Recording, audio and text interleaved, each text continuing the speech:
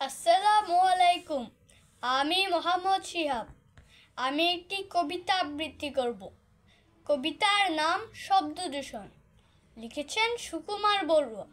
গরু ডাকে, হাঁস ডাকে, ডাকে কবুতর, গাছে ডাকে শত পাখি। সারাদিন ভর মোরগের ডাক শুনি, প্রতিদিন ভোরে নিশিরাতে কুকুরের দোল ডাকে জোরে।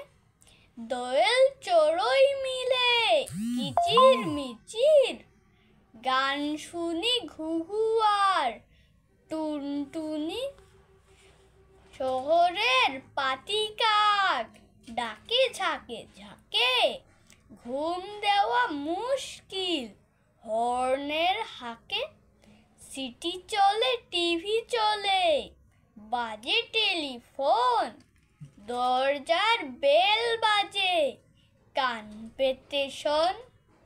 গলি পথে ফেরিওয়ালা হাঁকে আর হাঁটে, ছোটদের হইচই স্কুল মাঠে।